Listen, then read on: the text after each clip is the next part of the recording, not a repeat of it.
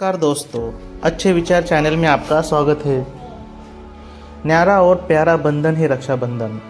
मानव स्वभाव से ही स्वतंत्रता प्रेमी है, अतः वह जिस बात को बंधन समझता है उससे छूटने का प्रयत्न करता है। परंतु रक्षाबंधन को बहनें और भाई त्योहार अथवा उत्सव समझकर खुशी से मनाते हैं। एक न्यारा और प्यारा बंधन है। बंधन दो प्रकार के होते हैं, एक ईश्वरीय और दूसरा सांसारिक अर्थात कर्मों के बंधन। ईश्वरीय बंधन से मनुष्य को सुख मिलता है, परंतु दूसरी प्रकार के बंधन से दुख की प्राप्ति होती है। रक्षाबंधन ईश्वरीय बंधन, आध्यात्मिक बंधन अथवा धार्मिक बंधन है, परंतु आज लोगों ने इसे एक लौकिक रस्म की बना दिया है।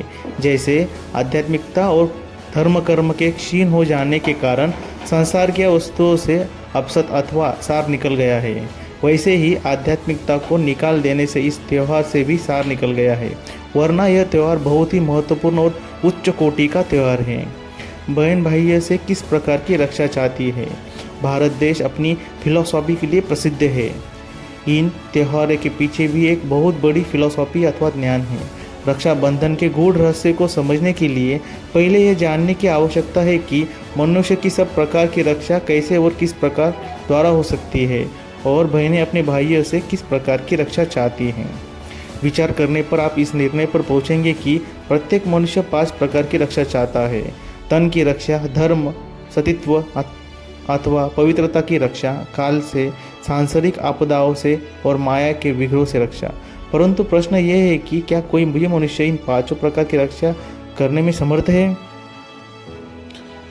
तन की रक्षा के लिए मनुष्य अनेक कोशिशें करता है, परंतु फिर भी अंत में उसे यही कहना पड़ता है कि जिसकी मौत आई हो उसे कोई नहीं बचा सकता, अर्थात भावी टालने से नहीं टलती। इस सिद्धांत की पुष्टि के लिए अनेक वृत्तांत प्रसिद्ध है। धर्म की पवित्रता की अथवा सतीत्व की रक्षा।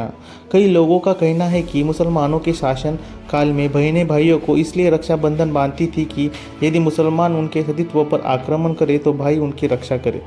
परंतु मनुष्य सर्वसमर्थ तो है नहीं, न जाने कितनी बहन माताओं की लाज लूटी होगी। दुष्टों से पवित्रता की रक्षा भी वास्तव में सर्वसमर्थ परमपिता परमात्मा ही कर सकते हैं। इसलिए आख्यान प्रसिद्ध है कि कौरवों की भरी सभा में जब द्रौपदी का चिरहरण होने लगा तो द्रौपदी ने भगवान ही को पुकारा था, क्योंकि तब कोई भी मित्र या संबंधी उसकी रक्षा न कर सका था। इसलिए ऐसे आपदा के समय लोग भगवान को ही संबोधित करते रहते हैं, हे प्रभु हमारी लाज रखो, हमारे धर्म की रक्षा करो। भगवान अंततः निसंदेह भगवान ही है जो माताओं बहनों के चिर बढ़ाते हैं, अर्थात उनके सतीत्व और धर्म की रक्षा करते हैं। इसी कारण दुख के समय मनुष्य के मुख से ये शब्द निकलते हैं, हे प्रभु मुझे सहारा दो। काल के पंजे से रक्षा। मनुष्य तो स्वयं ही कालाधीन है। बड़े बड़े योद्धाओं को भी आखिर काल खा लेता है। सिकंदर का भी उदाहरण हमारे सामने है। उसने अनेकानेक सैनिकों को मारा और मरवाया, परंतु स्वयं को काल से नहीं बचा सका। निश्चय ही काल के पंजे से छुड़ाने वाला भी एक परमात्मा ही है, जिन्हें कालों का काल, महाकाल, अमरनाथ, महाकालेश्वर अथवा प्राणनाथ भी कहा जाता है। अंतकाल से बचने के लिए मनुष्य मृत्युंजय का पाठ करते हैं, अर्थात परमात्मा शिव ही की शरण में जाने की कामना करते हैं।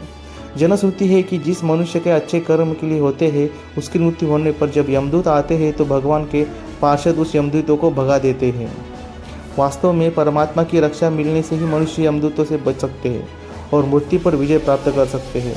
परमात्मा ही अजय है और उन्हीं की महिमा में कहा जाता है कि जाको राखे साइया, मार सके न कोय, बाल न बाका कर सके, चाहे जब जग बैरी होए।